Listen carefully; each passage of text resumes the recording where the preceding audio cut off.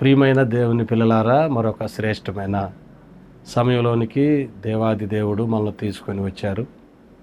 మరి ఈరోజు దేవుడు మనకు బహుశ్రేష్టమైన విషయాన్ని తెలియజేస్తూ ఉన్నారు.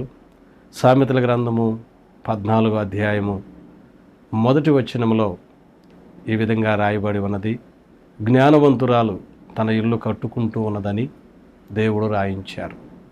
ప్రియమైన దేవుని పిల్లలారా, ఈ రోజున కుటుంబాలలో సమాధానం లేదు, కుటుంబాలలో సంతోషం లేదు, కుటుంబాలలో నెమ్మది లేదు. బైబిల్ గ్రంథములో ఏమని రాయబడిందంటే, జ్ఞానవంతురాలు తన ఇల్లు కట్టుకుంటూ ఉన్నదని రాయబడింది. ఇటుకలతో, సిమెంటుతో, కంకరతో, ఇనుముతో కాదండి.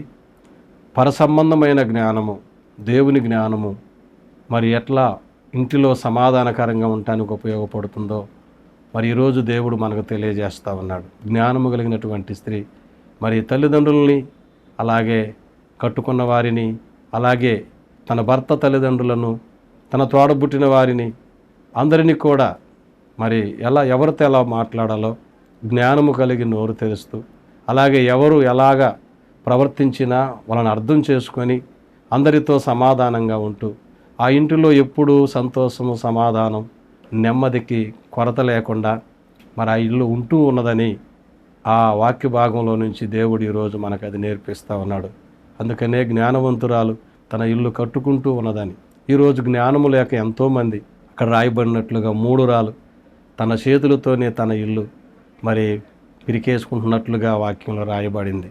అంటే ఈ లోక సంబంధమైనటువంటి జ్ఞానముతో, ఈ లోక సంబంధమైనటువంటి తెలివితో ఎంతోమంది కుటుంబాలను కట్టుకోవాలని ప్రయత్నాలు చేస్తూ ఆ ప్రయత్నాలు విఫలమైపోయి మరి ఎన్నో కుటుంబాలు మరి గందరగోళంలో మరి వారి జీవితాలు మునిగిపోయినట్లుగా, అనేకమైనటువంటి సమస్యలు తెచ్చుకున్నట్లుగా ఆ మాట మనకు అర్థాన్ని ఇస్తూ ఉన్నది. కాబట్టి పరసంబంధమైన జ్ఞానం లేకుండా, దేవుని జ్ఞానము లేకుండా, నువ్వు చదివిన చదువును బట్టి, నువ్వు చేస్తున్న ఉద్యోగాన్ని బట్టి, నీకున్నటువంటి మరి టాలెంట్స్ను బట్టి నీ కుటుంబాన్ని కట్టుకోవటం అనేది ఎంతో కష్టమని, దేవుని జ్ఞానం పొందుకున్నప్పుడు నీ కుటుంబాన్ని కట్టుకోవటానికి దేవుడు నీకు జ్ఞానం ఇచ్చి అన్ని విషయాలలో నిన్ను ఆశీర్వాదకరంగా ఉంచుతాడని దేవుని వాక్యాన్ని బట్టి నేను తెలియజేస్తున్నాను.